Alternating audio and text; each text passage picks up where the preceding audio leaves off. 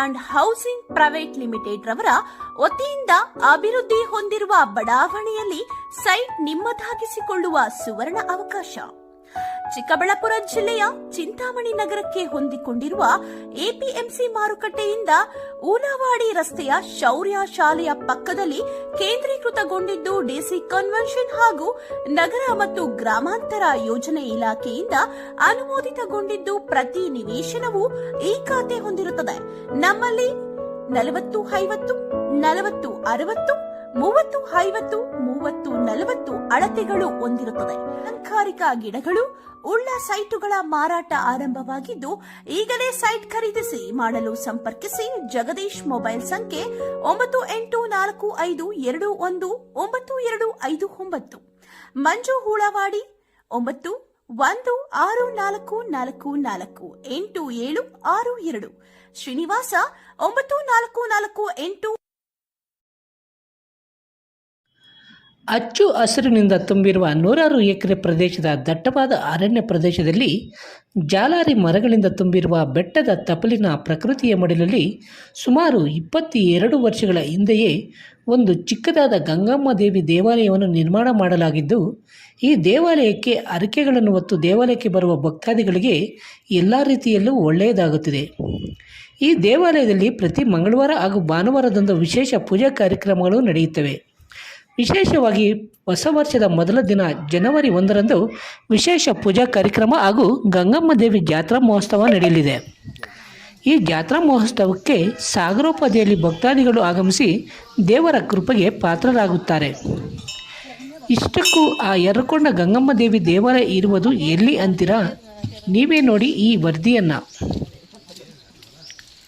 ಯರ್ರಕೊಂಡ ಗಂಗಮ್ಮ ದೇವಿ ದೇವಾಲಯವಿರುವುದು ಚಿಂತಾಮಣಿ ಮದನಪಲ್ಲಿ ಮಾರ್ಗ ಮಧ್ಯದ ಕರ್ನಾಟಕ ಗಡಿ ಅಂಚಿನಲ್ಲಿರುವ ಕೋಲಾರ ಜಿಲ್ಲೆಯ ಶ್ರೀನಿವಾಸಪುರ ತಾಲೂಕಿನ ರಾಯಲಪಾಡು ಸಮೀಪದ ಸುಣ್ಣಕಲ್ಲು ಅರಣ್ಯ ಪ್ರದೇಶದಲ್ಲಿ. ಚಿಂತಾಮಣಿ ಮದನಪಲ್ಲಿ ಮಾರ್ಗದ ಮುಖ್ಯ ರಸ್ತೆಯಿಂದ ಕೇವಲ 4-5 ಕಿಲೋಮೀಟರ್ ದೂರದಲ್ಲಿದೆ.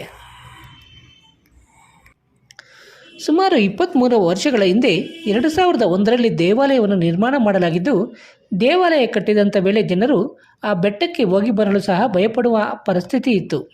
ಯಾಕಂದರೆ ದಟ್ಟವಾದ ಕಾಡು, ದೇವಾಲಯಕ್ಕೆ ಹೋಗಲು ಮುಖ್ಯ ರಸ್ತೆಯಿಂದ ಕನಿಷ್ಠ 45 ಕಿಲೋಮೀಟರ್ ನಡೆದುಕೊಂಡು ಹೋಗಬೇಕಿತ್ತು. ದೇವಾಲಯವನ್ನು ಜೀರ್ಣೋದ್ಧಾರ ಮಾಡಿದ ನಂತರ ದಾನಿಗಳ ಸಹಕಾರದೊಂದಿಗೆ ದೇವಾಲಯಕ್ಕೆ ಹೋಗಿ ಬರಲು ಮಣ್ಣಿನ ರಸ್ತೆ ನಿರ್ಮಾಣ ಮಾಡಲಾಗಿದ್ದು, ದೇವಾಲಯಕ್ಕೆ ಬೇಕಾದ ಅಲ್ಪ ಸ್ವಲ್ಪ ಕೆಲಸಗಳನ್ನು ದಾನಿಗಳು ನೆರವೇರಿಸುತ್ತಿದ್ದಾರೆ.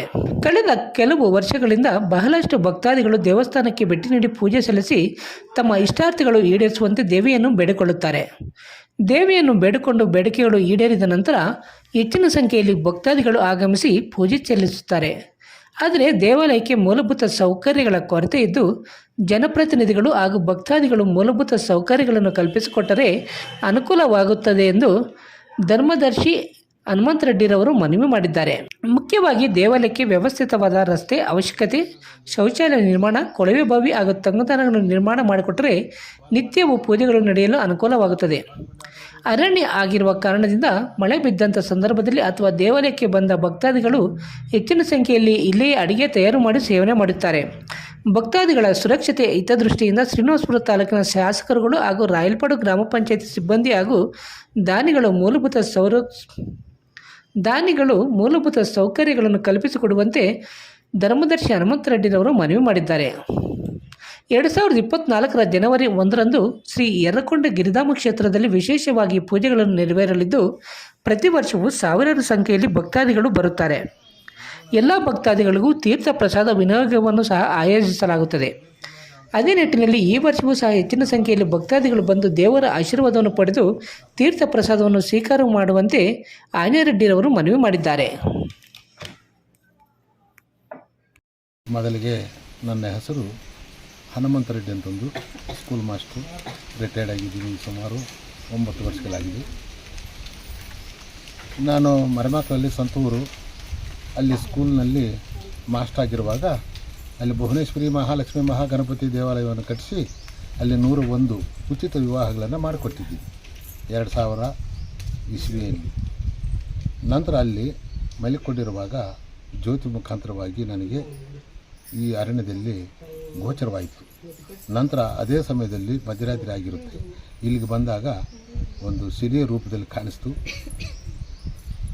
ಆ ಶಿಲೆಯ ರೂಪದಲ್ಲಿ ಕಾಣಿಸಿದಾಗ ಆ ಶಿಲೆಯನ್ನು ತೋಡಿ, ಭೂಮಿಯಿಂದ ತೋಡಿ ಆ ಶಿಲೆಗೆ ಶ್ರೀ ಶಕ್ತಿ ಮಹಾತ್ಮೆ ಅಂತಕ್ಕಂತಹ ನಾಮಕರಣ ಮಾಡಿ 2001ನೇ ಸಾಲಿನಲ್ಲಿ ಫೆಬ್ರವರಿ 23ನೇ ತಾರೀಕು ದಿವಸ ಆಯ್ಮನನ್ನು ಇಲ್ಲಿ ಪ್ರತಿಷ್ಠಾಪನೆ ಮಾಡಿದ್ವಿ.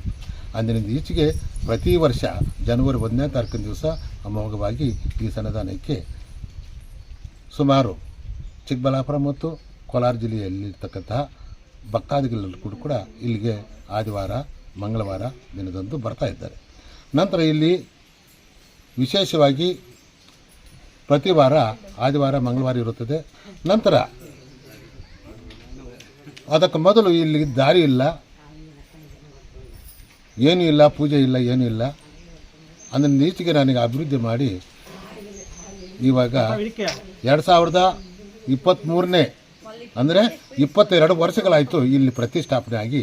ಅಂದರೆ ಈಚೆಗೆ ಪ್ರತಿದಿನ ನಡೀತಾ ಇದೆ.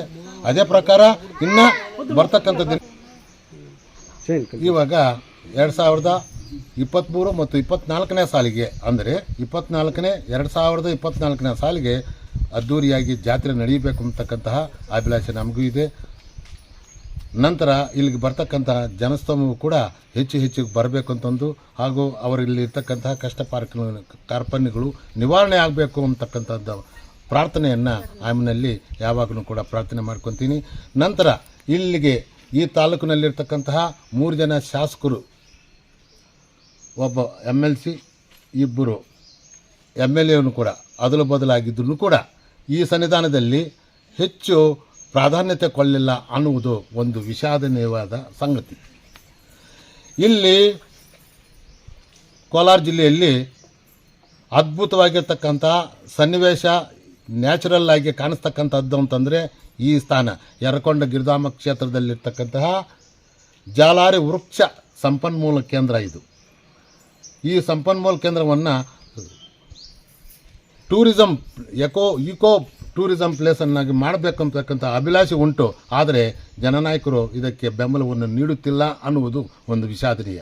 ನಂತರ ಮುಂದಿನ ದಿನಗಳಲ್ಲಾದರೂ ಕೂಡ ಈ ಜನನಾಯಕರು, ಜನಪ್ರತಿನಿಧಿಗಳು ಇದನ್ನು ಉದ್ಧಾರ ಮಾಡಲಿ, ಅಭಿವೃದ್ಧಿ ಮಾಡಲಿ ಅಂತಕ್ಕಂಥದ್ದನ್ನು ಮನೆಯಲ್ಲಿ ಪ್ರಾರ್ಥನೆ ಮಾಡ್ಕೊತೀನಿ.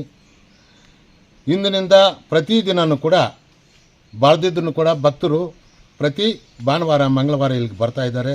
ಇನ್ನು ಅವರಿಗೆ ಇರತಕ್ಕಂತಹ ತಂಗುದಾಣ ಆಗಲಿ, ರಸ್ತೆ ಆಗಲಿ, ಕುಡಿಯುವ ನೀರಿನ ಸೌಲಭ್ಯ ಆಗಲಿ ಮಾಡಿಕೊಡ್ಬೇಕು ಅಂತಂದರು ಅವರಲ್ಲಿ ಮನವಿ ಮಾಡ್ಕೊತೀನಿ. ಮಾಧ್ಯಮದ ಮುಖಾಂತರ ನಿಮ್ಮಲ್ಲಿ ಮನವಿ ಮಾಡ್ಕೊತೀನಿ. 2024ನೇ ಸಾಲಿಗೆ ಅದ್ಧೂರಿಯಾಗಿ ನಡೀಬೇಕು ಅಂತ ಅನ್ನೋದು ಒಂದು ಇದೆ. ಜನನಾಯಕರು ಇವತ್ತಾದರೂ ಇಲ್ಲಿಗೆ ಈ ಒಂದು ಸನ್ನಿಧಾನಕ್ಕೆ ಬಂದು ಆಯಮ್ಮನ ದಿವ್ಯ ದರ್ಶನ ಪಡೆದು ಆವಾಗ ಅದು ಜ್ಞಾನೋದಯವಾಗಲಿ ಅನ್ನುವ ಒಂದು ಮನಸ್ಥಿತಿ ನನ್ನಲ್ಲಿದೆ. ಅದೇ ರೀತಿಯಾಗಿ ಬರ್ತಾರೆ ಅಂತಕ್ಕಂಥ ನಂಬಿಕೆನೂ ನನಗಿದೆ. ಅದಕ್ಕೋಸ್ಕರ ಪ್ರತಿದಿನವೂ ಕೂಡ ಇಲ್ಲಿಗೆ ಬರ್ತಕ್ಕಂಥವ್ರಿಗೆ ರಸ್ತೆ ಸೌಲಭ್ಯ, ಕುಡಿಯುವ ಸೌಲಭ್ಯ ಮಾಡಿಕೊಳ್ಳೇಬೇಕು ಅಂತಕ್ಕಂಥದ್ದು ಮನವಿಯನ್ನು ಅವರಿಗೆ ಸಲ್ಲಿಸ್ತೀನಿ. ನಿಮ್ಮ ಮುಖಾಂತರ, ಮಾಧ್ಯಮದ ಮುಖಾಂತರ ಅವರಿಗೆ ಮನವಿ ಮಾಡ್ತೀನಿ. ಪ್ರತಿ ವರ್ಷವೂ ಕೂಡ ಅಮೋಘವಾಗಿ ಹೂ ಬಿಡುತ್ತೆ. ಹೂ ಬಿಟ್ಟಾಗ ಶಿವರಾತ್ರಿ ಹಬ್ಬಕ್ಕೆ ಹೂ ಬಿಟ್ಟಾಗ ಆ ಸುದಿನ ಒಂದು ಹೂವನ್ನು ತಗೊಂಡೋಗಿ ಈಶ್ವರನಿಗೆ ಮುಡಿತಕ್ಕಂತಹ ಒಂದು ಕಾರ್ಯಕ್ರಮ ಉಂಟು. ಮತ್ತು ಇಲ್ಲಿಗೆ ಬರ್ತಕ್ಕಂತಹ ಭಕ್ತಾದಿಗಳು ಎಲ್ಲರೂ ಕೂಡ ನಿಂಬೆಹಣ್ಣು ಮತ್ತು ಬಳೆಯನ್ನು ತಗೊಂಡು ಇಲ್ಲಿಗೆ ಬರಬೇಕಾಗುತ್ತೆ. ಆ ನಿಂಬೆಹಣ್ಣು ಆಯಮ್ಮನ ಪಾದಗಳ ಮೇಲೆ ಸಮರ್ಪಿಸಿದ ನಂತರ ಆ ನಿಂಬೆಹಣ್ಣು ಎತ್ಕೊಂಡೋಗಿ ಜ್ಯೂಸ್ ಟೈಪ್ ಮಾಡಿಬಿಟ್ಟು ಅದಕ್ಕೆ ಒಂದಿಷ್ಟು ಭಂಡಾರನ ಹಾಕಿ ಈ ಸೂರ್ಯ ಮತ್ತು ಭೂಮಿ ಮತ್ತು ಗಂಗೆ ಈ 3 ಜನರು ಕೂಡ ಕಣ್ಣಿಗೆ ಕಾಣಿಸ್ತಕ್ಕಂತಹ ಪರಿಸರ ಶಕ್ತಿ ದೇವತೆಗಳು ಅಂತಂದು ನಾವು ಕರಿತೀವಿ.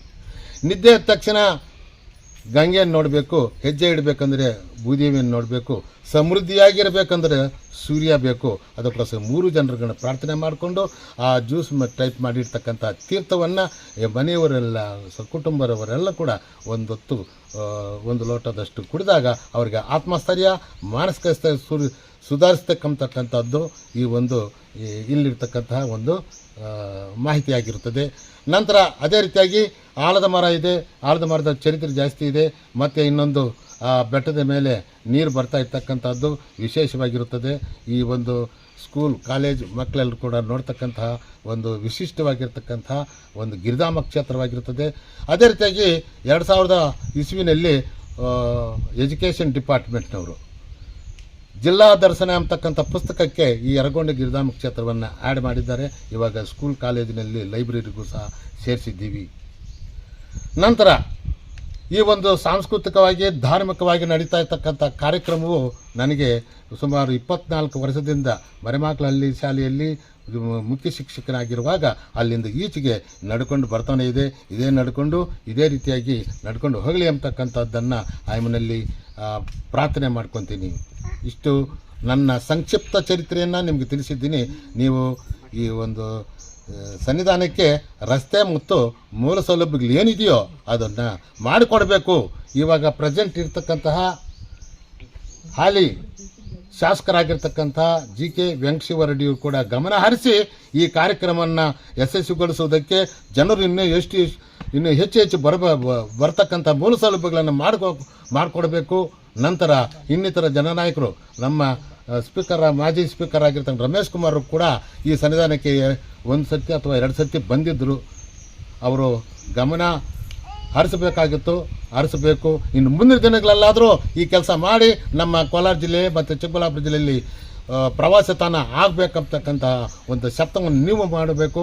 ಮಾಧ್ಯಮದವರು ಕೂಡ ಅವರನ್ನು ಕೇಳಬೇಕಾಗುತ್ತದೆ. ಅದಕ್ಕೋಸ್ಕರ GK ವೆಂಕಟೇಶ್ವರರೆಡ್ಡಿಯವರನ್ನು ನೀವು ತಪ್ಪದೆ ಅವರನ್ನು ಕೇಳಿ ಈ ಒಂದು ಮೂಲ ಸೌಲಭ್ಯಗಳನ್ನು ಒದಗಿಸಿಕೊಡುವುದಕ್ಕೆ ಶತಾಯ ಮಾಡಿಕೊಡಬೇಕು ಅಂತಕ್ಕಂಥ ಒತ್ತಾಯವನ್ನು ನೀವು ಮಾಡಬೇಕಂತ ಒಂದು ಮನವಿ ಮಾಡುತ್ತಾ ಈ ಒಂದು ಕಾರ್ಯಕ್ರಮಕ್ಕೆ ತಥಾಸ್ತು.